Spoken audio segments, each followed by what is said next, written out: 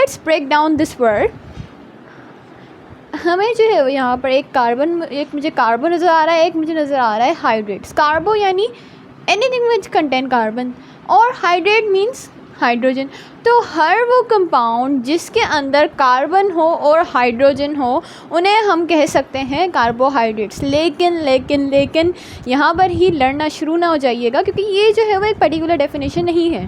इसकी डेफिनेशन की तरफ आते हैं, लेकिन सबसे पहले आप समझ लें कि कार्बोहाइड्रेट्स एग्जैक्टली होते क्या हैं। ये हमारे पास ऐसे कंपाउंड्स होते हैं जिनके पास एक पोटेंशियली कार्बोनाइल ग्रुप, उसके पास एक एक्टिव कार्बोनाइल ग्रुप प्रेजेंट हो। कार्बोनाइल ग्रुप हम किसे कहते हैं? Like this, carbon with double bond oxygen, इसे हम क्या कहते हैं students? That's our carbonyl group. अब किसी भी कार्बन के साथ अगर डबल बॉन्डेड ऑक्सीजन प्रेजेंट हो तो उस ग्रुप को हम कहेंगे कार्बोनाइल ग्रुप। अब यहाँ पे हमें पता है वैलेंसीज खाली हैं। कोई भी ऐसा कंपाउंड जिसके पास एक्टिव कार्बोनाइल ग्रुप मौजूद हो, अब कार्बोनाइल ग्रुप के साथ कौन कौन अटैच कर सकता है? एक जगह तो हमारे पास आ जाएगी रेडिकल की, ठीक है। दूसरी जगह आ जाएगी आपकी हमारे पास अगर हाइड्रोक्सिल ग्रुप अटैच हो जाएगा तो इसको हम क्या कहेंगे कि दीज आर कार्बो ऑक्सिलिक एसिड्स। लेकिन अगर यहीं पर ही हमारे पास अब अगर सिंपली हाइड्रोजन आ जाए तो इस ग्रुप को अब आप क्या कहोगे? अब इसे हम कहेंगे एल्डिहाइड, राइट। अगर यहाँ पर अगेन ना हाइड्रोजन आए ना हाइड्रोक्सिल ग्रुप आए, यहाँ पर अगर एक और रेडिकल आ जाए, क्योंकि रेडिकल हमें पता है ना कुछ भी हो सकता है बट एक्सेप्ट एच के अलावा कुछ भी हो सकता है यहाँ पर, ठीक है जी। तो एल्डिहाइड, अगर यहाँ पर अगर एक और रेडिकल ग्रुप आ जाए तो इसको अब हम क्या कहेंगे? It is our ketone group, right. मैं कुछ गलत तो नहीं कह रही ना? तो कोई भी कंपाउंड जिसके पास एक्टिव कार्बोनाइल ग्रुप हो लेकिन यहाँ पर कार्बोक्सिलिक एसिड्स ना हो, या तो फिर उसके पास एल्डिहाइड ग्रुप हो या तो फिर कीटोन हो, ये तो रही हमारे पास पहली शर्त। हम उसको आइडेंटिफाई किस तरह से कर सकते हैं कि कार्बोहाइड्रेट कंपाउंड्स कौन से हैं? पहली शर्त हमारी क्या है कि यहाँ पर उसके पास जो है वो कार्बोनाइल ग्रुप मौजूद होना चाहिए, एक्टिव कार्बोनाइल ग्रुप, ठीक है। और दूसरी शर्त क्या है कि वो हमारे पास पॉलीहाइड्रोक्सी होना चाहिए, ठीक है जी। तो यहाँ पे लिख देते हैं हम इसको, वो दूसरा क्या होना चाहिए? पॉलीहाइड्रोक्सी होना चाहिए, यानी कि उसके पास जो है वो जितने कार्बन हैं या जितने भी नंबर ऑफ़ कार्बन एटम्स वहाँ पर मौजूद हैं उतने या उससे थोड़ा सा कम हाइड्रोक्सिल ग्रुप ज़रूर मौजूद होने चाहिए, ठीक है जी। तो दूसरी शर्त आपकी ये आ गई कि हर वो कंपाउंड्स जिसके पास एक क्या, सबसे पहली बात हमारी क्या है कि कार्बोनाइल ग्रुप हो। दूसरी बात क्या कि उसके पास पॉलीहाइड्रोक्सी होना चाहिए वो। अब तीसरी बात क्या कि वो जो लॉन्ग चेन है, अब उसको आप डिसाइड किस तरह से कर सकते हो? मैं यहाँ पर ड्रॉ कर लेती हूँ कि हमारी सबसे पहली शर्त क्या थी? कार्बोनाइल ग्रुप होना चाहिए, ठीक है। अब मैं यहाँ पर लगा देती हूँ सपोज हाइड्रोजन, यहाँ पर 1 2 3 4 5 6, ठीक है। अब हर किसी की दूसरी शर्त क्या है हमारी? पॉलीहाइड्रोक्सी होना चाहिए। तो OH यहाँ पर लगा देते हैं, एक यहाँ पर लगा देते हैं।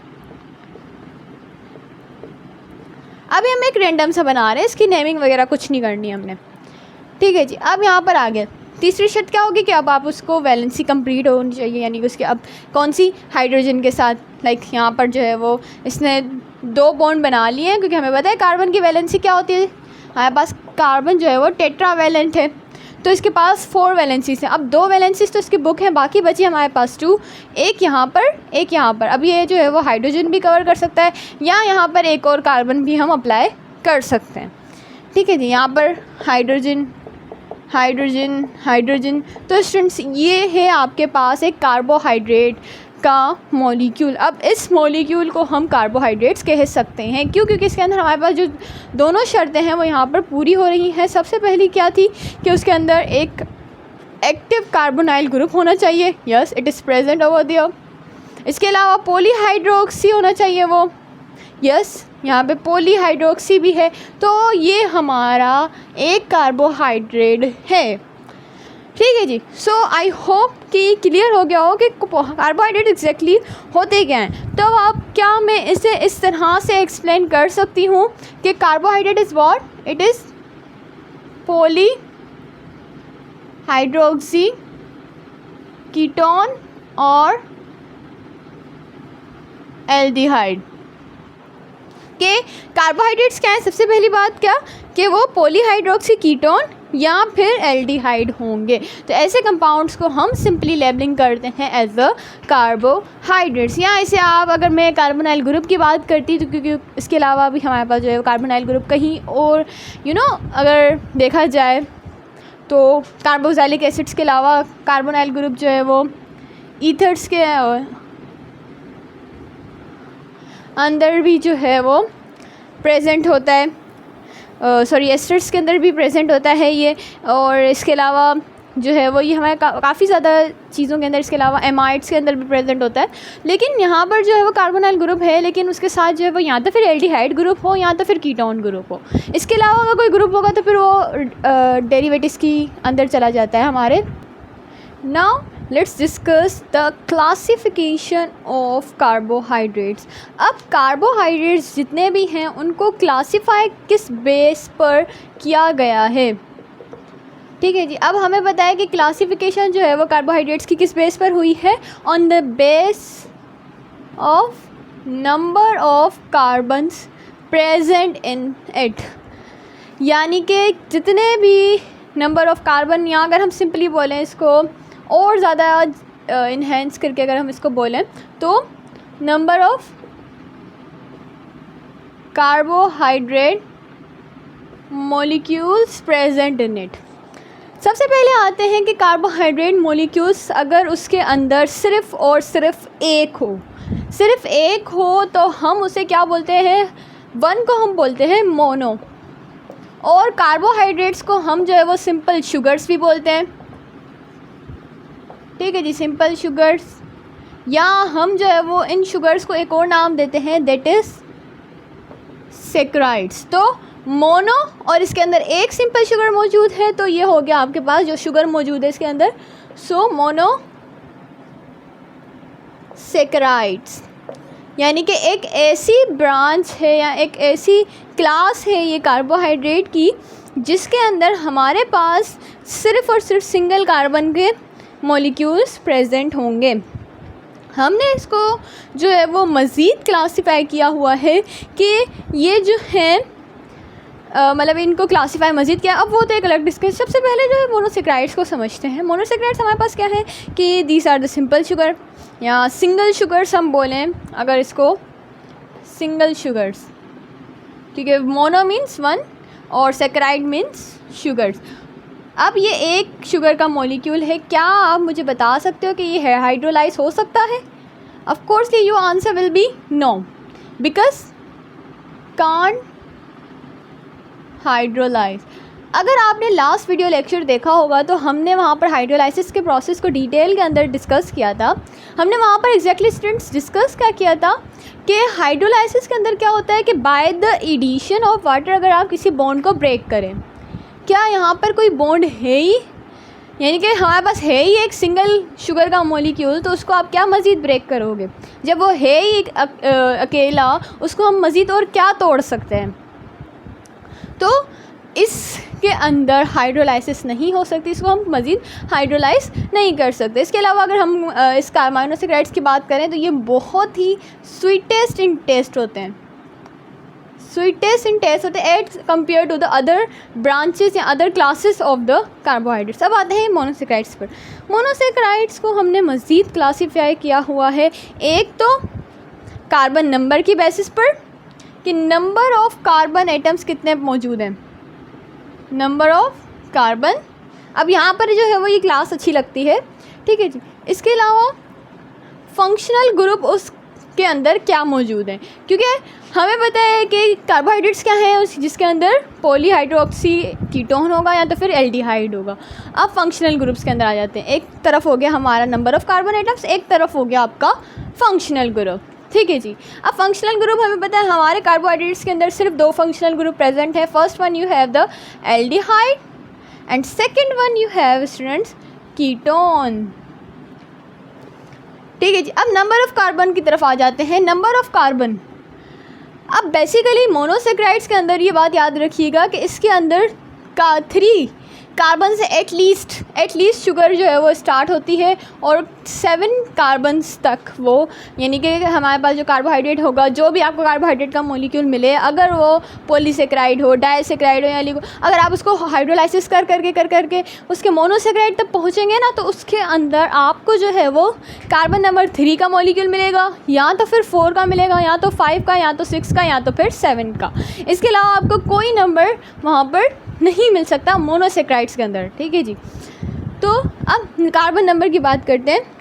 सबसे पहले स्टार्ट करते हैं 3 के साथ। अगर 3 होंगे तो उन्हें हम बोलेंगे ट्राइयोस, अगर 4 होंगे तो उन्हें हम क्या बोलेंगे टेट्रोस, 5 होंगे तो स्टूडेंट्स हम उनको क्या बोलेंगे पेंटोस, एंड अगर उसके अंदर 6 मॉलिक्यूल्स होंगे तो उसे हम बोलेंगे हेक्सोस, एंड अगर उसके अंदर 7 मॉलिक्यूल्स हुए तो आप क्या बोलोगे उसे। अब यहाँ पर आ जाएंगे हेप्टोस। सबसे पहले तो हमने क्लासेस देख ली, हमने सब क्लासेस भी देख ली, क्योंकि अभी हम जो है वो सिर्फ डिवीज़न कर रहे हैं। इसकी एग्जाम्पल की तरफ हम बाद में आएंगे। सबसे पहले ठीक है, हमने इसकी क्लासेस देख ली सबसे पहले, देन हमने इसकी सब क्लासेस में। अब इसकी एग्जाम्पल की तरफ आ जाएँ। ट्राइयोस यानी कि जिसके अंदर 3 कार्बन कंटेनिंग कंपाउंड होगा, C3। और अच्छा, इसका जनरल फार्मूला क्या होता है, सॉरी कार्बोहाइड्रेट का जनरल फार्मूला हमने डिस्कस नहीं किया। इसका जनरल फार्मूला होता है CnH2nOn। आप इसको इस तरह से कंसीडर करें, या आप इसको लिख दें CnH2ON, या आपके पास मल्टीपल वे होते हैं, लेकिन हमारा जो जनरल फार्मूला वो ये है। अब यहाँ पर अगर हम N की जगह पर पुट करते हैं 3, तो ये अगर 3O3, तो ये अब क्या होगा आपके पास C3H2 3 6 एंड ऑक्सीजन अगेन 3। इसी तरह से हमारे पास जो है वो यहाँ पर ये होगा C4। अब यहाँ पर 3 की जगह पर क्या आ जाएगा स्टूडेंट्स 4 आ जाएगा, तो 2 4 8 और ऑक्सीजन 4 ही रहेंगे। इसके अलावा 5 है, 5 पेंट निकला है, यानी कि 5 और अब यहाँ पर N की जगह पर क्या आ जाएगा 5, तो 2 5 10। ये हम जो है वो जनरल फार्मूला के अकॉर्डिंग बता रहे हैं कि किस तरह से कैलकुलेट आप कर सकते हो। हेक्सोसिस है यानी कि 6 कार्बन होंगे। अब यहाँ पर क्या होगा C6H, यहाँ पर अगर मैं पुट कर दूँ 6, तो 2 6 12 और बाकी ऑक्सीजन जो है वो हमारे पास सेम रहेंगे। हेप्टोसिस की अगर हम बात करें तो हेप्टोसिस का फॉर्मूला क्या होगा C7 और H क्या रहेगा अब 2 7 14 और ऑक्सीजन हमारे पास 7 ही रहेंगे। तो ये हेप्टोसिस की जनरल फार्मूलास आ गए। अब आते हैं इसकी एग्जांपल्स की तरफ। ट्राइयोस के हमारे पास एग्जांपल है ग्लाइसरल डिहाइड। इसकी इम्पोर्टेंस अभी पढ़ते हैं, मोनोसेक्राइड्स की इम्पोर्टेंस, लेकिन अभी जो है वो आप एग्जांपल्स पर ध्यान दें। ग्लाइसरल डिहाइड का अगर आप स्ट्रक्चर देखो तो कार्बोनाइल ग्रुप 1 हो गया, ठीक है, 3 कार्बन है, 1 कार्बन हमारे पास आ गया, दूसरा कार्बन, ये आ गया आपका तीसरा कार्बन। बाकी क्या चीज़ रह गई पॉलीहाइड्रोक्सी होना चाहिए। अब ये पॉलीहाइड्रोक्सी भी हो गया। वैलेंसी इसकी कंप्लीट कर लेते हैं, ठीक है जी। और ग्रुप कौन सा लगेगा, अब ये है ग्लाइसरल डिहाइड। यहाँ पे बताया गया है कि इसके अंदर एल्डिहाइड ग्रुप है, तो यहाँ पर स्टूडेंट्स क्या आएगा सिंपली हाइड्रोजन का मॉलिक्यूल। अब ये जो है वो हमारे पास क्या है एक एल्डिहाइड है, तो मैं क्या ऐसे एक एल्डिहाइड की एग्जांपल में लिख सकती हूँ, ऑफ कोर्सली लिख सकती हूँ, क्योंकि हमारे पास एक एल्डिहाइड और प्लस मोनोसेक्राइड शुगर है। तो ये हमारे पास आ गई एग्जांपल ग्लाइसरल डिहाइड की। नेक्स्ट इसके अलावा हमारे पास ट्राइयोस हैं आपके डाईहाइड्रोक्सी एसीटोन। ये दोनों के दोनों कंपाउंड्स जो हैं वो आप डिस्कस करेंगे, इसको किस प्रोसेस के अंदर हम इसको पढ़ चुके हैं अपने ग्लाइकोलाइसिस के अंदर, जब हमारे पास जो है वो ग्लूकोज की ब्रेकडाउन होती है, अगर आपको याद हो तो फिर वो 2 मॉलिक्यूल्स के अंदर होती है। एक होता है आपका ग्लाइसरल डिहाइड 3 फॉस्फेट जिसे हम G3 भी बोलते हैं, और एक जगह पे हमारे पास होता है DHAP डाईहाइड्रोक्सी एसीटोन फॉस्फेट। तो यहाँ पर ये आ गया आपका अब इसके अंदर क्या है, इसके अंदर बेसिकली डाईहाइड्रोक्सी यानी 2 होंगे, और एसीटोन, एसीटोन का मकसद है सिंपली कीटोन ग्रुप मौजूद है। एसिड यानी 2 कार्बन के साथ। अब अगर मैं यहाँ पर इसके लगा दूँ कार्बोनाइल ग्रुप, और ये आ गया आपके 2 कार्बन कार्बोनाइल ग्रुप के साथ। अब बाकी डाईहाइड्रोक्सी है यानी कि 2 हाइड्रोक्सिल ग्रुप भी मौजूद हैं, और बाकी वैलेंसी आप इसकी कंप्लीट कर दें। ठीक है जी, ये हो गई इसकी वैलेंसी कंप्लीट। ये है स्टूडेंट्स आपका कौन सा ग्रुप, ये कौन सी ग्रुप के अंदर मैं एग्जांपल डाल सकती हूँ, उसके एल्डिहाइड के अंदर या कीटोन के अंदर। ऑफ कोर्स इसको हम जो है वो किसके अंदर कंसीडर करेंगे, कीटोन के अंदर। तो ये आपका आ गया डाई हाइड्रोक्सी एसीटोन। ठीक है जी। अब आते हैं टेट्रोस की तरफ। टेट्रोस के अंदर हमारे पास जो है वो एक आता है एग्जाम्पल इराइथ्रोस एंड इराइथ्यूलोस।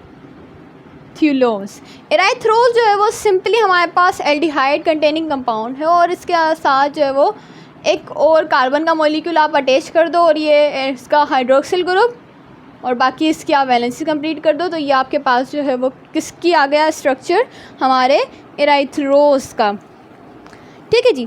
तो इराइथ्रोस, इसके बाद हायर जो इराइथ्यूलोस है, अगर मैं उसकी एग्जांपल ड्रॉ करना चाहूँ तो हम यहाँ पर इन कर दें ऐड एक कार्बन, या तो फिर यहाँ पर अगर मैं करना चाहूँ तो ये आ गया हमारे पास एक और हाइड्रोक्सिल ग्रुप आ जाएगा, और बाकी इसकी वैलेंसी कंप्लीट। ठीक है जी। सो आई होप ये जो है वो समझ में आ रहा। अच्छा, अब मुझे सबसे पहले ये बताएं कि ये जो हमने ड्रॉ किया इराइथ्रोस, इसको मैं किस ग्रुप के अंदर असाइन कर सकती हूँ, एल्डिहाइड के अंदर या कीटोन के अंदर। हम जज करेंगे अकॉर्डिंग टू द ग्रुप जो कि यहाँ पर प्रेजेंट है। यहाँ पर मुझे जो है वो इराइथ्रोस के अंदर एल्डिहाइड ग्रुप नज़र आ रहा है, तो मैं यहाँ पर इसको एक एल्डिहाइड की एग्जाम्पल के तौर पर रख दूँगी, इराइथ्रोस। और यहाँ पर मुझे जो है वो एक आप देख सकते हो कीटोन ग्रुप नज़र आ रहा है, तो मैं इसे कीटोन की एग्जांपल के तौर पर कंसीडर करूँगी। यह आ गया आपका इराइथ्यूलोस। नेक्स्ट स्टूडेंट्स हमारे पास पेंटोस। अब पेंटोस यानी 5 कार्बन कंपाउंड्स। पेंटोस में हमारे पास बहुत ही फेमस एग्जांपल आपकी मौजूद है, जो कि है आपकी राइबोस एंड राइब्यूलोस। राइबोस हमें पता है कि ये किसके अंदर इन्वॉल्व है, ये आपकी रेप्लिकेशन याद है, आरएनए डीएनए कुछ याद आ रहा है, राइबो, तो ये वहाँ पर इन्वॉल्व है आरएनए और डीएनए के अंदर। अच्छा, अब राइबोस की आप स्ट्रक्चर किस तरह से ड्रॉ कर सकते हो। राइबोस 5 कार्बन कंपाउंड है, 1 2 3 4, ये आ गया 5। दूसरी बात ये याद रखिएगा कि राइबोस हमारे पास जो है वो एक एल्डिहाइड है। What is it, it is an aldehyde. ये एक एल्डिहाइड है हमारे पास, तो हम इसको यहाँ पर फिट करेंगे। इसके अलावा बाकी हमारे पास दूसरी शर्त क्या थी कि कार्बोहाइड्रेट्स क्या होते हैं, पॉलीहाइड्रोक्सी होते हैं, तो ये आपके पास पॉलीहाइड्रोक्सी आ गए, और ये आपका स्ट्रक्चर बन गया राइबोस का। इसके अलावा राइबुलोस की अगर हम बात करें तो राइबुलोस स्टूडेंट्स एक कीटोन ग्रुप कंटेनिंग कंपाउंड है, और ये 5 है, तो ये आपके पास आ गया 1 2 3 4 5, और ये आ गया हाइड्रोक्सिल ग्रुप, एंड ये हो गई वैलेंसी कंप्लीट। तो मैं क्या इसको यहाँ पर एज एग्जाम्पल लिख सकती। सो अब यहाँ तक जो है वो हमने इसकी क्लासिफिकेशन देख ली किसकी, मोनोसेक्राइड्स की। अब स्टूडेंट्स आते हैं अपने कार्बोहाइड्रेट्स की तरफ। इसकी प्रॉपर्टीज़, इसकी मोनोसेक्राइड्स की प्रॉपर्टीज़ भी हमारे पास एक टॉपिक है जो कि हमें डिस्कस करना था। अब इसको जो है वो ये था तो एक एंड टॉपिक, लेकिन अगर हमने अभी क्योंकि हमने अभी भी मोनोसेक्राइड्स को डिस्कस किया, अगर हम इसी के साथ इसको डिस्कस करेंगे इम्पोर्टेंस को भी, इसकी प्रॉपर्टीज़ को भी, तो ये जो है वो काफ़ी ज़्यादा ईजियर रहेगा आपके लिए, आपके अंडरस्टैंडिंग के लिए काफ़ी ईजी रहेगा। इसके अलावा कुछ और टॉपिक्स भी हैं, जो कुछ और कॉन्सेप्ट्स भी हैं जो मुझे अभी देने हैं इसी सेक्शन के अंदर। ठीक है जी। अब यहाँ पर सबसे पहली प्रॉपर्टी क्या है कि यहाँ पर जो OH है ना, हाइड्रोक्सिल ग्रुप, उसका कंपाउंड का लाइक हम यहाँ पर ले लेते हैं, कोई भी आपके पास ये कार्बन कंपाउंड है, ये कार्बोहाइड्रेट है, ठीक है। अब यहाँ पर सपोज़ कर लेते हैं कीटोन है, यहाँ पर ये प्रेजेंट होने वाला जो हाइड्रोक्सिल ग्रुप है ना, ये इसको रिप्लेस करके आयोडीन मोनोसेक्राइड के साथ कंबाइन होके आयोडो कंपाउंड्स बना सकता है। अभी आयोडो कंपाउंड्स किस तरह से फॉर्म करेगा कि ये इसको रिप्लेस करेगा और यहाँ पर आके ये जो आयोडीन है वो यहाँ पर आकर इसके साथ अटैक करके इसके साथ आयोडो कंपाउंड्स की फॉर्मेशन करेगा। एक तो ये प्रॉपर्टी हो गई इसकी, ठीक है। इसके अलावा दूसरी प्रॉपर्टी ये है ये स्टूडेंट्स कि ये शुगर एसिड्स की फॉर्मेशन भी कर सकते हैं। किस तरह से, अब देख सकते हो आप यहाँ पर कार्बोनाइल ग्रुप है, ऑफकोर्सली है, ठीक है जी, ऑफकोर्सली है कार्बोनाइल ग्रुप। अब क्या यहाँ पर ऑक्सीजन की एडिशन से कार्बोक्सिलिक एसिड्स बन सकते हैं? क्या ये ग्रुप बन सकता है? और ये ग्रुप किसको शो करता है? एसिड को। तो अगर शुगर से कोई एसिड की फॉर्मेशन हो रही है तो नहीं हम बोलते हैं शुगर एसिड्स। अब ये किस प्रोसेस की वजह से होंगे? अब आते हैं यहाँ पर, क्या मुझे आप बता सकते हो यहाँ पर ऑक्सीडेशन होगी या फिर यहाँ पर रिडक्शन होगी? ये मेरा आपसे सवाल है। थोड़ा सा अपने माइंड को जो है वो सोच में डालें, थोड़ा सा सोचें इसके ऊपर, फिर मैं इसको यहाँ पर जो है वो क्लियर करती हूँ इंशाल्लाह। इसके बाद आप कभी भी नहीं उलझेंगे कि हम ऑक्सीडेशन के अंदर क्या करते हैं और रिडक्शन के अंदर क्या करते हैं। यहाँ पर एक निमोनिक है हमारे पास, लियो रॉर। लियो जो है वो चिल्लाता है, आवाज़ निकालता है, धाड़ता है, रॉर, ठीक है। अब लियो का एल ले लें। L means it's a loss, E means electron, O means oxidation, G means gain, E means electron, R means reduction. तो स्टूडेंट्स हमेशा याद रखिएगा कि ऑक्सीडेशन के अंदर क्या क्या होता है। एक तो इलेक्ट्रॉन का लॉस होता है, मैं यहाँ इसको वैसे ही इलेक्ट्रॉन को हम माइनस के ई के साथ शो करते हैं, लेकिन यहाँ पे मैंने एक और माइनस लगा दिया ये शो करने के लिए कि इसका यहाँ पर लॉस हो रहा है। इसके अलावा यहाँ पर जो है वो हमारे पास हाइड्रोजन का लॉस होता है, और अगर हाइड्रोजन लॉस होगा तो अल्टीमेटली यहाँ पर जो है वो ऑक्सीजन की गेन होगी। सेम प्रोसेस जो है वो उल्टा है रिडक्शन के लिए। यहाँ पे इलेक्ट्रॉन जो है वो उसकी एडिशन होती है, गेन होता है, हाइड्रोजन जो है वो उसका भी गेन होता है, और अगर इन दोनों चीज़ों का गेन हो रहा है तो ऑक्सीजन की फिर रिमूवल होगी। तो अब आई होप आप एबल होंगे कि आंसर करने के लिए कि ये किस प्रोसेस के थ्रू जो है वो एडिशन होगी। तो ये आपका सवाल है, या आपने जो है वो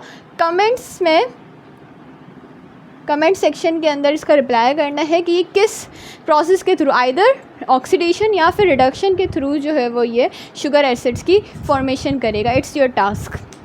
इसके अलावा स्टूडेंट्स यहाँ पर जो है वो शुगर एसिड्स के अलावा शुगर या अल्कोहल भी बना सकता है। It can also be able to form sugar alcohol. से भी क्या करेगा कि सिंपली हाइड्रोजन की एडिशन करवाएगा, तो यहाँ पर जो है वो ये कार्बोनाइल ग्रुप रिमूव होकर जस्ट यहाँ पर ये आ गया हाइड्रोक्सिल ग्रुप। अब हर किसी के पास हाइड्रोक्सिल ग्रुप होंगे, क्या आप मुझे बता सकते हो? अब ये वैलेंसी यहाँ पे कंप्लीट हो जाएगी। क्या ये अल्कोहल नहीं बन गया? 1 2 3 4 कंपाउंड, यानी कि अब इसको अगर हम नाम दें तो क्या होगा? ब्यूट। लेकिन याद रखिएगा हमें इन पोजीशन भी शो करनी है, तो 1 2 3 4 ब्यूट, 4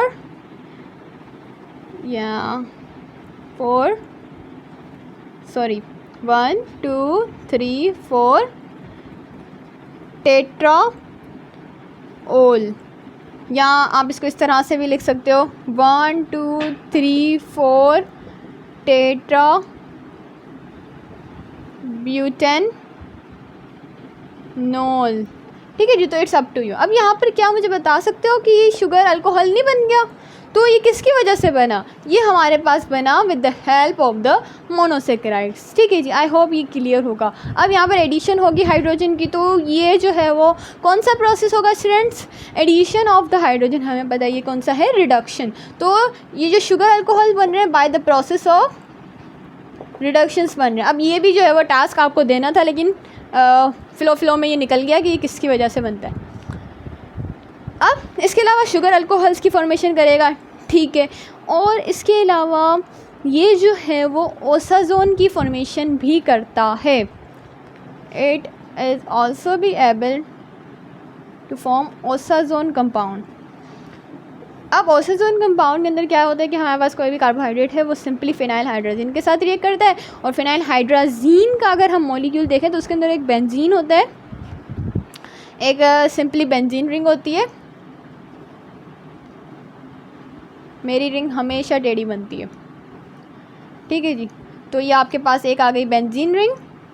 अब इसकी ये आ गई इसकी रेजोनेंस। ठीक है जी, बेंजीन इसके साथ एक जो है वो NH और अमाइन, ये इसके साथ जो है वो अटैच होते हैं, तो इसको हम बोलते हैं फिनाइल हाइड्रोजीन। ये जो है वो कंबाइन होता है विद द कार्बन कंटेनिंग, या अगर हम इसको अलग से ड्रॉ करें शो करने के लिए, तो ये आपके पास आ गया कार्बोनाइल ग्रुप, ये हाइड्रोजन। ठीक है, सपोज़ कर लेते हैं कि एक लॉन्ग चेन है। अब ये कितने यहाँ पर 3 भी हो सकते हैं, 4 भी हो सकते हैं, 5 भी हो सकते हैं। सबसे पहली बात यहाँ पर क्या होगा कि यहाँ पर ये जो बॉन्ड बना हुआ है ऑक्सीजन के साथ, ये क्या करेगा, अगर मैं इसको यहाँ उल्टा करके शो कर दूँ हाइड्रोजन यहाँ पर, तो ये डबल बॉन्ड बना लेगा किसके साथ, इस नाइट्रोजन के साथ, क्योंकि हमें पता है यहाँ पर जो है लोन पेयर्स मौजूद है नाइट्रोजन के साथ, तो ये बन गया इसका बॉन्ड। ठीक है जी, अब ये बेंजीन रिंग बाकी बची, ये एक नाइट्रोजन और बेंजीन रिंग। ठीक है जी, अगेन इसकी हमने वैलेंसी कंप्लीट कर ली। ठीक है, अब बाकी बची कौन, हमारे पास नाइट्रोजन की वैलेंसी। तो यहाँ पर जो है वो नाइट्रोजन ने 3 बॉन्ड्स फॉर्म कर लिए, बाकी बचा ये, तो इसने 1 2 बाकी आ गया, वैलेंसी हो गई कंप्लीट। ठीक है जी, तो ये फर्स्ट स्टेप था, ये फर्स्ट स्टेप था, याद रखिएगा। ये सेकंड स्टेप अभी इसका रहता है। सेकंड स्टेप में क्या होगा कि अगेन ये फिनाइल हाइड्रोजन जो है वो रिएक्ट करता है, और फिर ये सेकंड कार्बन के साथ आके अटैक करेगा, और again nitrogen and benzene ring. ठीक है जी, तो ये अब वैलेंसी अगेन इसकी कंप्लीट करते हैं। अब ये जो है वो कंपाउंड हमारे पास बन गया है ओसाजोन। अब ये होता तो क्रिस्टल्स की फेस में अपेयर होता है। अब वो किस कंपाउंड को आपने डाला है, लाइक आपने माल्टोस को डाला है, तो फिर वो सनफ्लावर टाइप क्रिस्टल्स जो हैं वो अपेयर होंगे, ये एक अलग डिस्कशन है। लेकिन अभी तक हम डिस्कस करें कि आप मोनोसेक्राइड से किस तरह से ओसाजोन कंपाउंड बना रहे हो। इसके अलावा मोनोसेक्राइड के अंदर एक और चीज़ याद रखिएगा स्टूडेंट्स, कि इसके अंदर जो इंटर कन्वर्जन है ना, वो काफ़ी ज़्यादा ईजी होती है। इंटर कन्वर्जन क्या है कि हमें पता है, अगर कोई इसके अंदर एक और चीज़ क्या हमने देखी कि इंटर कन्वर्जन काफ़ी इजी होती है। किस तरह से इजी होती है, लाइक अगर आपके पास एक आ गया एल्डिहाइड ग्रुप, एक आ गया आपका पास कीटो ग्रुप। अब हमें जो है वो ये एल्डिहाइड ग्रुप था, अब मुझे इसमें से कीटोन ग्रुप बनाना है, तो ये इंटर कन्वर्ट होगा, ये ऑक्सीजन, ये डबल बॉन्ड है, ये शिफ्ट करेगा यहाँ पर, तो ये यहाँ से एक हाइड्रोजन रिमूव होगा, ये हाइड्रोजन शिफ्ट करेगा, और ये जो है वो डबल बॉन्ड शिफ्ट होकर अब यहाँ पर आप देख सकते हो एक एल्डिहाइड से किस तरह से कीटोन ग्रुप जो है वो फॉर्म हो चुका है। तो इस प्रोसेस को हम कहते हैं इंटर कन्वर्जन, जो कि एक मोनोसेक्राइड्स के अंदर काफ़ी ज़्यादा ईजियर होते हैं। ठीक है जी, जैसा कि अभी हमने इसको डिस्कस किया। अब जितना लंबा मॉलिक्यूल होगा उतना ही उसके अंदर कॉम्प्लेक्सिटीज़ आती जाएंगी। सो दैट्स वाई हमने बोला क्या कि यहाँ पर जो फॉर्म इंटर कन्वर्जन है वो ईजियर होती है। तो इसके अंदर क्या होता है कि फंक्शनल ग्रुप जो है वो करते हैं by the formation of in diol को फॉर्म करके ये जो है वो इंटर कन्वर्जन करते हैं। इन यानी कि एक डबल बॉन्ड की शिफ्टिंग कर दी, देख सकते हो आप double bond, in which is going to represent in, and दूसरा डायोल। अब यहाँ पर 2 अल्कोहल के ग्रुप यानी कि हाइड्रोक्सिल ग्रुप अटैच हो जाए। तो ये एक अदर टॉपिक है अगेन, लेकिन अभी तक हम डिस्कस कर रहे हैं कि मोनोसेक्राइड की प्रॉपर्टीज़ क्या हैं। ठीक है जी, तो सबसे पहले ही हमने क्या देखी कि आयोडो कंपाउंड फॉर्म कर सकता है, दूसरा शुगर एसिड्स की फॉर्मेशन कर सकता है, तीसरा हमने देखा कि ये शुगर अल्कोहल, और ये आपका टास्क है, याद रखिएगा कि आपने मुझे कमेंट्स में बताना है शुगर एसिड्स जो हैं वो कौन से प्रोसेस की हेल्प से बनते हैं। फिर हमने देखा ओसाजोन कंपाउंड की फॉर्मेशन हो सकती है मोनोसेक्राइड से, और इसके अलावा इंटर कन्वर्जन भी इनके अंदर पॉसिबल है, काफ़ी ज़्यादा इजी है बल्कि। इसके अलावा ये जो है वो एसिटाइल ग्रुप जो है वो इसका वो रिप्लेस कर सकता है हाइड्रोक्सिल ग्रुप को, और वो एक new derivatives of the sugar भी फॉर्म कर सकते हैं, जिसे हम बोलते हैं एसिटाइलेशन। तो मोनोसेक्राइड्स के अंदर एसिटाइलेशन भी काफ़ी ज़्यादा ईजियर होती है। इसके अंदर होता क्या है कि जो एसिटाइल ग्रुप है वो रिप्लेस करता है किसको, हाइड्रोक्सिल ग्रुप को ये रिप्लेस करके यहाँ पर इसकी जगह लेगा और वहाँ पर एसिटाइल ग्रुप जो है वो वहाँ पर जाके अटैच हो जाएगा और इस प्रोसेस को क्या बोलेंगे, सिंपली एसिटाइलेशन। ये बात हो गई हमारे पास सारी प्रॉपर्टीज़ हमने बच्चों डिटेल के अंदर हमने इसको यहाँ पर डिस्कस कर लिया। अब इसके अलावा जो है वो कुछ और पॉइंट्स मुझे डिस्कस करनी थी। वो क्या थी कि हमारे पास हेक्सोसिस बहुत सारे होते हैं। इसके अलावा आपको जो है वो इम्पोर्टेंट कुछ और बताने थे। एक आपका गैलेक्टोस भी होता है और इसके अलावा मेनोस होता है। अब इनके स्ट्रक्चर्स किस तरह से होते हैं उसको ड्रॉ करते हैं अभी अब हम अपने बोर्ड पर। ठीक है जी, तो हम देख रहे थे अपने हेक्सोसिस को। हमने इसके अंदर स्ट्रक्चर ड्रॉ कर लिया था ग्लूकोज का, फ्रक्टोज का, एंड सेकेंडली हमें जो डिस्कस करना था वो था गैलेक्टोस। और अब ये गैलेक्टोस, मेनोस, फ्रक्टोस, अब इनके अंदर डिफरेंस क्या होते हैं? ये सारे के सारे 6 कार्बन कंपाउंड हैं, लेकिन डिफरेंस क्या है हम अभी डिस्कस करते हैं इसको। ये आ गया आपका कार्बोनाइल ग्रुप फर्स्ट, 1 2 3 4 5 ये 6 कार्बन कंपाउंड। ठीक है, पॉलीहाइड्रोक्स। अब यहाँ पे इसके जो फंक्शनल ग्रुप है ना वो चेंज होगा जस्ट। फ्रक्टोज के अंदर हमें पता है ये कीटोन होता है, कीटोन ग्रुप बहुत होता है, लेकिन इन तीनों के अंदर हमारे पास जो है वो स्टूडेंट्स एल्डिहाइड ग्रुप प्रेजेंट होता है। कौन सा ग्रुप? एल्डिहाइड ग्रुप प्रेजेंट होता है। तो कीटोन ग्रुप यहाँ पर प्रेजेंट है और इन तीनों के अंदर अब इसके अंदर क्या होगा वो देखते हैं अभी। 3rd कार्बन पर सबसे पहले तो आपने हाइड्रोक्सिल ग्रुप यहाँ पर लगा देना है चेंज करके हेक्सोसिस के अंदर। बाकी सारी चीज़ें सिमिलर रहेंगी। Hydroxyl group and another hydroxyl group and बाकी बची क्या हमारी वैलेंसीज, क्यूट वैलेंसीज को भी हम यहाँ पर कवर कर लेते हैं। और ये आपके पास बन गया कौन सा? ग्लूकोज का मॉलिक्यूल। फ्रक्टोज तो हम बना चुके हैं, उसको डिस्कस नहीं करते। अब मुझे आप ये बता सकते हो कि अगर ये ग्लूकोज है और इसके अंदर भी एल्डिहाइड ग्रुप प्रेजेंट है तो गैलेक्टोज के अंदर भी एल्डिहाइड ग्रुप प्रेजेंट है, मेनोस के अंदर भी जो है वो हमारा प्यारा सा एल्डिहाइड ग्रुप जो है वो प्रेजेंट है, लेकिन इसके अंदर डिफरेंस क्या होगा पता है? जिस इतना सा डिफरेंस है कि कार्बन नंबर 4 पर ये जो हाइड्रोक्सिल ग्रुप है ना, अगर मैं इसे यहाँ से रिप्लेस करके यहाँ पर शिफ्ट कर दूँ तो ये आपका पास बन गया स्टूडेंट्स मेनोस। अगर आप कार्बन नंबर 4 पर रिप्लेस कर रहे हो अपना हाइड्रोक्सिल ग्रुप तो आपके पास वो मेनोस बन जाएगा। ठीक है जी। और अगर आपको बनाना है सॉरी कार्बन नंबर 4 पर अगर आप रिप्लेस करेंगे तो वो बन जाएगा आपका गैलेक्टोस। और अगर आपको बनाना है मेनोस तो आप जो है वो इसको नहीं छेड़ें, इसको वापस अपनी जगह पर रख दें और कार्बन नंबर 2 पर जो है वो हाइड्रोक्सिल ग्रुप को चेंज कर दें। तो ये आपके पास बन गया मेनोस। मेनोस के अंदर कार्बन नंबर 2 पर जो है वो हाइड्रोक्सिल ग्रुप चेंज है, लेकिन कार्बन नंबर 4 पर अगर हम देखें तो गैलेक्टोस के अंदर हाइड्रोक्सिल ग्रुप चेंज है। अभी जो स्ट्रक्चर बना हुआ है वो तो है सिर्फ गैलेक्टोस का मेनोस का। ठीक है जी। लेकिन अगर मैं इसको जो है वो शिफ्ट करके इस तरह से कर दूं तो क्या आप मुझे बता सकते हो कि ये किसका स्ट्रक्चर है? ऑफ कोर्स ये आपका आंसर होना चाहिए ये गैलेक्टोस का स्ट्रक्चर है। तो क्या मैं ऐसा बोल सकती हूँ कि ये गैलेक्टोस और मेनोस ये दोनों एक दूसरे के इपीमर्स हैं? अब ये क्या नई मुसीबत आ गई? What is इपीमर्स? इपीमर्स होता क्या है students? Epimers is nothing, it's just intercom. यानी कि अगर एक कंपाउंड है आपके पास लाइक हमारे पास जो है वो एक ही टाइप का कंपाउंड था जिसके अंदर 6 कार्बन कंपाउंड से एक ही ग्रुप मौजूद था।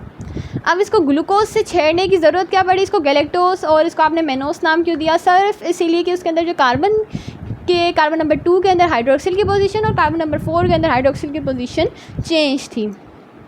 तो ऐसी शुगर्स जिनके अंदर जो है वो hydroxyl group around the carbon उसकी शिफ्टिंग हो रही हो, उस शुगर्स को हम क्या बोलते हैं कि ये एक दूसरे के इपीमर्स हैं। और इस पूरे प्रोसेस को हम क्या बोल सकते हैं? इन पूरे प्रोसेस को हम बोल सकते हैं कि इपीमराइजेशन हो रहा है। इसका प्रोसेस क्या कहलाएगा? इपीमराइजेशन। Very simple. इपीमर्स क्या थे? जिसके अंदर शिफ्टिंग हो रही हो किसकी, ऑफ हाइड्रोक्सिल ग्रुप, किसके इर्द गिर्द, अराउंड द कार्बन। तो कार्बन के इर्द गिर्द अगर उसकी शिफ्टिंग हो रही हो तो उसे हम बोलेंगे स्टूडेंट्स हमारे एपिमेट्स। सो आई होप ये जो है वो क्लियर हो चुका होगा। अब यहाँ तक हमारे मोनोसेक्राइड्स जो हैं वो कंप्लीट होते हैं। अब आते हैं अपनी नेक्स्ट क्लासिफिकेशन की तरफ और वो है आपकी डायसेक्राइड्स। अब डायसेक्राइड्स का मतलब क्या है, हमारे पास डाई मीन्स टू, यानी कि इसके अंदर 2 शुगर्स जो है वो इन्वॉल्व होंगी। ठीक है जी, जिसके अंदर भी 2 शुगर्स मॉलिक्यूल्स इन्वॉल्व हैं उनको हम क्या बोलेंगे कि दीज आर द डायसेक्राइड। अब इसको जो है वो हमने अलग क्लास जो है वो कार्बोहाइड्रेट्स के बनाया हुआ है। अब इसके अंदर हमारे पास जो है वो एक एग्जाम्पल के तौर पर हम जो है वो सबसे पहले समझते हैं, like you have the glucose molecule. ये आपके पास एक ग्लूकोज मॉलिक्यूल है। अच्छा, ये जो है वो रिंग स्ट्रक्चर, हम अभी तक जो है वो जो स्ट्रक्चर पढ़ रहे थे वो डिफरेंट था, लेकिन अभी यहाँ पर जो मैं ग्लूकोज का स्ट्रक्चर फॉर्म कर रही हूँ वो डिफरेंट है। तो ये हम उस सिंपल से स्ट्रक्चर को इस रिंग स्ट्रक्चर के अंदर किस तरह से कन्वर्ट कर सकते हैं, इसको भी हम जो है वो डिस्कस करेंगे इंशाल्लाह। या अभी हम सिर्फ डायसेक्राइड्स पर कंसंट्रेट करते हैं। तो डायसेक्राइड्स क्या हैं आपके पास, जिनके अंदर 2, अब ग्लूकोज का मॉलिक्यूल मैं अगेन दूसरा जो है वो भी ग्लूकोज ही ले लेती हूँ। ठीक है जी, अगेन एक सेम रिंग यहाँ पर फॉर्म कर लेते हैं। अब बचा क्या, हाइड्रोक्सिल ग्रुप। यहाँ पर अगर आप रिंग के अंदर एक हाइड्रोक्सिल ग्रुप को ही मेंशन कर देना, बाकी सारी चीज़ें यहाँ पर हिडन हो जाती हैं। अब यहाँ पर आप देख सकते हो कार्बन नंबर 1 2 3 थर्ड पर जो है वो इनसाइड गया हुआ है हाइड्रोक्सिल ग्रुप, और यहाँ पर हमारा C2OH CH2OH OH OH और ये हमारे पास OH। ठीक है जी, अब यहाँ पर क्या होगा बेसिकली स्टूडेंट्स, ये जो है वो ग्लूकोज और ग्लूकोज मिलके फॉर्म करेंगे माल्टोज, और माल्टोज के अंदर याद रखिएगा हमारे पास जो लिंकेज होती है वो होती है 1,4, यानी कि ग्लूकोज जो फर्स्ट कंपाउंड है उसका कार्बन नंबर 1 जो कि लिंक करता है with the carbon number 4 of the second compound. तो कार्बन नंबर 4 ये नज़र आ रहा है मुझे, 1 ये 2 ये 3 ये 4। अब यहाँ से आप हाइड्रोक्सिल ग्रुप लेना चाहें, यहाँ से लेना चाहें, आपकी मर्जी। ठीक है, यहाँ पर हाइड्रोक्सिल ग्रुप हम यहाँ से ले लेते हैं और यहाँ से हम ले लेते हैं इसका हाइड्रोजन। अब यहाँ पर जो है वो अब फॉर्मेशन होगी किसकी, माल्टोज की। किस तरह से, यहाँ पर बचा क्या, ऑक्सीजन बचा, ऑक्सीजन यहाँ पर आ गया, ये आ गई आपकी दूसरी रिंग। ठीक है जी, अब इस बॉन्ड को हम क्या बोलते हैं, ग्लाइकोसाइडिक बॉन्ड, या आप इसे ग्लाइकोसाइडिक लिंकेज जो बोलना चाहें बोल सकते हैं। बाकी जो है वो हमारी सारी चीज़ें सेम रहेंगी, हाइड्रोक्सिल ग्रुप और ये आपका आ गया हाइड्रोक्सिल इनर और यहाँ पर CH2OH और यहाँ पर हमारा हाइड्रोक्सिल ग्रुप। ठीक है, सारी चीज़ें सेम रही, लेकिन सिर्फ चेंज कहाँ पर हुआ, यहाँ पर ये जो OH है और हाइड्रोजन कंबाइन होकर अब क्या बनाएगा, यहाँ पर वाटर की रिमूवल होगी। ठीक है, तो क्या आप मुझे थोड़ा सा अपने लास्ट लेक्चर से रिकॉल करके बता सकते हैं ये कौन सा प्रोसेस है। ऑप्शन में मैं आपको देती हूँ कि क्या ये हाइड्रोलाइसिस है या फिर ये जो है वो कंडेंसेशन है, या जैसे हम डिहाइड्रेशन भी बोल सकते हैं। अब डिहाइड्रेशन सिंपली मैंने लफ्ज़ों से ही बता दिया कि डिहाइड्रेट होना, वाटर की रिमूवल से जो बॉन्ड फॉर्म हो उसे हम बोलते हैं कंडेंसेशन। तो स्टूडेंट्स ये जो प्रोसेस है वो हमारा कौन सा प्रोसेस है, आपका कंडेंसेशन का प्रोसेस है। ठीक है जी, आई होप ये क्लियर होगा।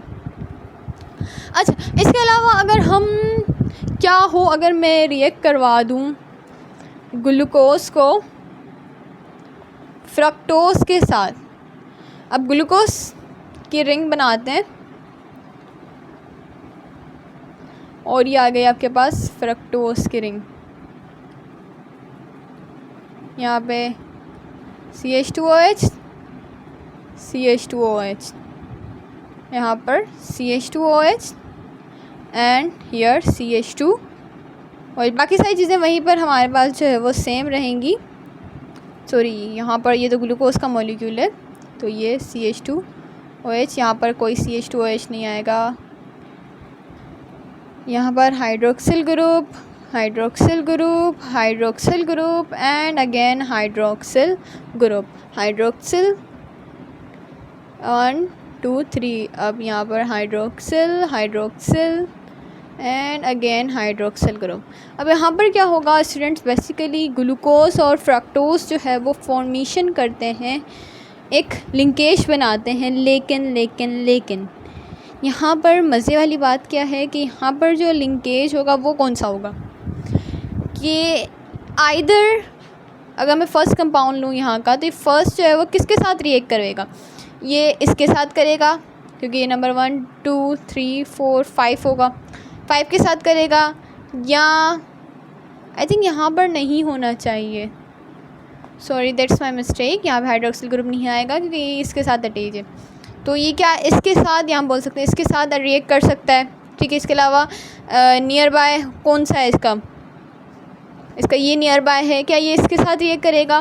तो ये मेरा आपके साथ सवाल है, ये किस के साथ लिंकेज बनाएगा। तो इसका जो करेक्ट ऑप्शन होगा वो ये होगा कि ये जो है वो हमारे पास इसी के साथ ही लिंकेज बनाएगा। किस तरह से, क्योंकि यहाँ पर एक हो गया 1 2, यहाँ पर इसका ये हाइड्रोक्सिल ग्रुप आ गया, ये इसका, ठीक है जी। अब ये लिंकेज फॉर्म होगी यहाँ पर, यहाँ से ये रिमूव होगा वाटर की फॉर्मेशन की सूरत में, और यहाँ पर जो है वो लिंकेज बन जाएगी। मैं यहाँ पर जो है वो रिंग स्ट्रक्चर बना देती हूँ, बाकी सारी वैलेंसीज जो है वो आप कंप्लीट कर सकते हैं अब, ठीक है जी। तो बाकी सारी वैलेंसीज आप कंप्लीट कर लीजिएगा, और ये हमारे पास जो है वो एक लिंकेज बन चुका है between the glucose and the fructose. क्या आप मुझे बता सकते हो कि इस ग्लूकोज और फ्रक्टोज के मॉलिक्यूल ने कंबाइन होकर बेसिकली किसकी फॉर्मेशन की है। तो इन दोनों ने जो है वो सक्रोज की फॉर्मेशन की है। किसकी की है? सक्रोज की फॉर्मेशन। तो यहाँ पर हमारे पास लिंकेज वही था, हमारा सारी चीज़ें वही थी। और अगेन ये भी कौन सा प्रोसेस होगा आपका? कंडेंसेशन का। इसके अलावा अगर मैं लूँ ग्लूकोज को और इस बार हम उसे रिएक्ट करवाते हैं गैलेक्टोज के साथ, तो क्या होगा? अब गैलेक्टोज फॉर्म कर यहाँ पर बनाते हैं। गैलेक्टोज के अंदर हमें पता है एपीमर है, ये किसका? मेनोज का। इसके अंदर कौन से कार्बन? नंबर 4 के अंदर। तो ये 1 2 3 के अंदर जाएगा और 4 का भी। बाकी सारा स्ट्रक्चर जो है वो हमारा सेम ही रहेगा, ठीक है जी। और हम इसको किसके साथ रिएक्ट करवा रहे हैं? ग्लूकोज के साथ। तो ये आ गया स्टूडेंट्स आपके पास ग्लूकोज का मॉलिक्यूल,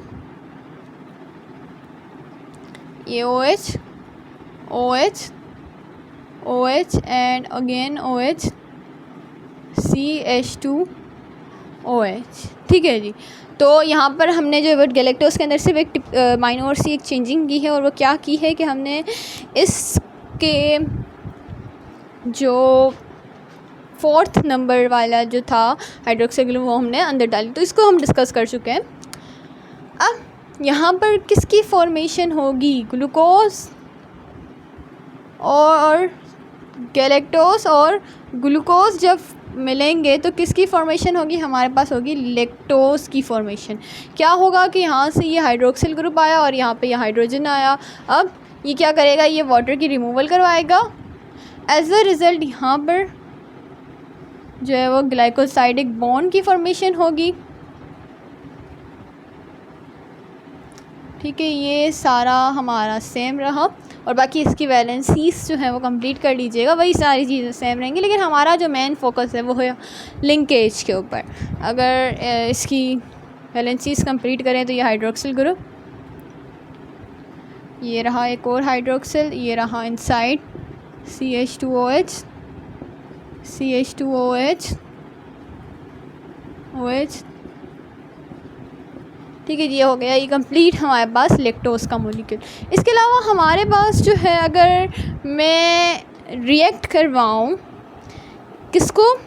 गैलेक्टोज को, लेकिन इस बार फ्रक्टोज के साथ। तो क्या होगा, तो ये जो फॉर्मेशन है वो किस तरह से होगी, क्या न्यू कंपाउंड जो है वो फॉर्म होगा। तो सपोज़ करते हैं ये आपका आ गया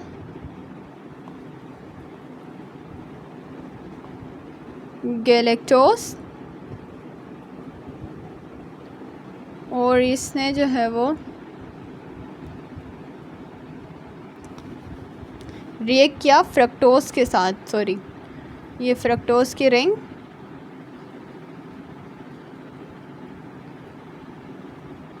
और ये एक OH ग्रुप, क्या बनेगा। सबसे पहली बात तो यहाँ पर वाटर का मॉलिक्यूल लिबरेट होगा, ठीक है। और दूसरी चीज़ क्या बनेगी कि यहाँ पर एक बॉन्ड बनेगा जिसे हम बोलेंगे कि ये बना है हमारा ग्लाइकोसाइडिक बॉन्ड, ठीक है जी। ये ग्लाइकोसाइडिक बॉन्ड बना यहाँ पर, और ये जो मॉलिक्यूल बना, इस मॉलिक्यूल को हम क्या बोल सकते हैं, ये जो मॉलिक्यूल है हमारा वो है लैक्ट्यूलोज। ये न्यू मॉलिक्यूल की जो फॉर्मेशन हुई है वो हुई है बेसिकली स्टूडेंट्स आपके लैक्ट्यूलोज की, ठीक है जी। सो अब बाकी रही वैलेंसीज, वो आप लोग कंप्लीट जो है वो इसकी कर लीजिएगा। इसके बाद है हमारी थर्ड क्लास, यहाँ तक डाइसैकेराइड्स जो है वो कंप्लीट होते हैं। थर्ड क्लास की तरफ आते हैं, वो है आपकी पॉलीसैकेराइड्स। पॉली मीन्स मैनी, और अगेन सैकेराइड मीन्स शुगर्स। तो इसके अंदर जो है वो मैनी शुगर्स होंगी। अब मैनी शुगर्स होंगी, सॉरी इससे पहले हमारी जो है वो पॉलीसैकेराइड, सॉरी वेरी सॉरी, इसके पहले जो है वो हमारे पास आ जाते हैं ओलिगोसैकेराइड्स। तो ओलिगो मीन्स फ्यू, फ्यू और सैकेराइड मीन्स शुगर्स। अब इसके अंदर जो है वो मॉलिक्यूल्स होंगे, लाइक डाइसैकेराइड्स हमने पढ़ लिए, तो 3 to 10 तक होंगे, लेकिन फ्यू होंगे शुगर के मॉलिक्यूल्स। जिसके हमारे पास जो है वो एग्जांपल आ जाती है रेफिनोज की। इसमें हमारी एग्जांपल आ जाती है रेफिनोज की। अब रेफिनोज के अंदर बेसिकली स्टूडेंट्स क्या होगा, गैलेक्टोज, ग्लूकोज और फ्रक्टोज जो है वो तीनों होंगे। क्या क्या, एक आपका ग्लूकोज, गैलेक्टोज और फ्रक्टोज, या अगर हम इसको अरेंजमेंट के साथ लिखें तो, और ये आपका आ गया। तो ये तीनों कंपाउंड जो है वो कंबाइन होकर फॉर्म करते हैं रेफिनोज की, ठीक है जी। इसके अलावा मल्टीप्लोज, तो इसके अंदर हमारे पास 3 एक साथ ग्लूकोज के मॉलिक्यूल आ जाएंगे। तो ये सारी हमारे पास एग्जांपल हैं किसकी, ओलिगोसैकेराइड्स की। इसके बाद है नेक्स्ट हमारे पास स्टूडेंट्स पॉलीसैकेराइड्स, ये लास्ट क्लास है। पॉलीसैकेराइड्स, पॉली मीन्स मैनी और saccharide means sugars. Many sugars इसके अंदर प्रेजेंट होंगी। अब यहाँ पर हमारे पास जो है वो हम इसके अंदर हमारे पास मज़ीद वेराइटीज़ आ जाती हैं। एक होते हैं हमारे पास होमोपॉलीसैकेराइड्स, एक होते हैं हेटेरो पॉलीसैकेराइड। अब होमो मीन्स हमें पता है सेम, या और हेटेरो मीन्स डिफरेंट। अगर होमोपॉलीसैकेराइड होगा दैट मीन्स कि उसके अंदर क्या होगा कि सारे जो भी मोनोसैकेराइड्स की टाइप्स जो उसके अंदर कंबाइन हुए हैं वो सेम होंगे, और हेटेरो के अंदर डिफरेंट मोनोसैकेराइड्स कंबाइन होंगे।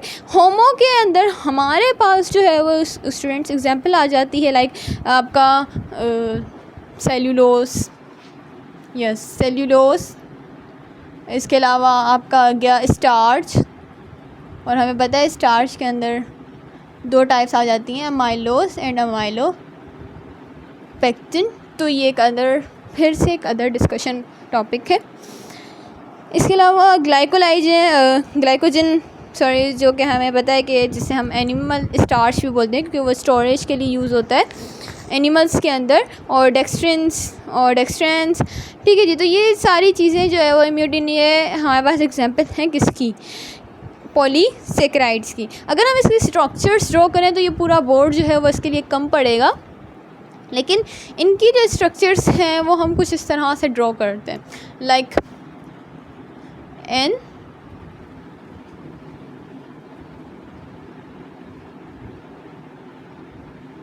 ये आपके पास आ गई ग्लाइकोसाइडिक लिंकेज, और ये हमारा,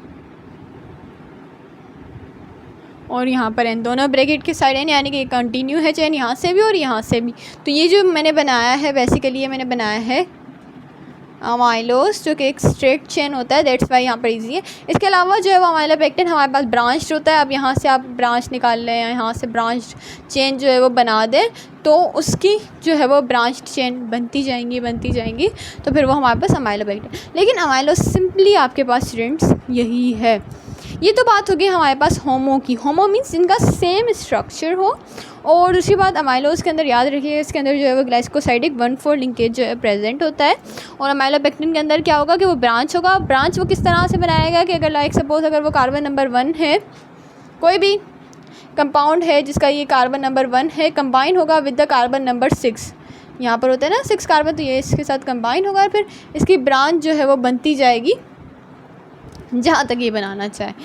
ठीक है जी, तो ये हमारे पास हो गया स्टार्च का मॉलिक्यूल। अब आते हैं हेटेरो की तरफ। हेटेरो के अंदर हमने क्या डिस्कस किया कि इसके अंदर डिफरेंट टाइप्स ऑफ एटम होंगे, यानी कि डाइसेक्राइड, एक कोई मुख्तलिफ डाइसेक्राइड, एक मुख्तलिफ डाइसेक्राइड कंबाइन होकर हेटेरो बनाएंगे पॉलीसेक्राइड्स। ठीक है, अब डाइसेक्राइड्स के अंदर हमारे पास जो है वो एग्जाम्पल्स आ जाती हैं। एक होते हैं अमाइनो शुगर, लाइक जो है वो एक आपके पास आ गया अमाइनो शुगर्स, एक हमारे पास आ गई शुगर एसिड। अच्छा, शुगर एसिड्स को जो है वो हम अभी डिस्कस करके आ चुके हैं। शुगर एसिड्स क्या होंगी कि इसके साथ जो है वो एसिड ग्रुप जो है वो अटैच होगा विद द कार्बन नंबर 1 और कार्बन नंबर 6।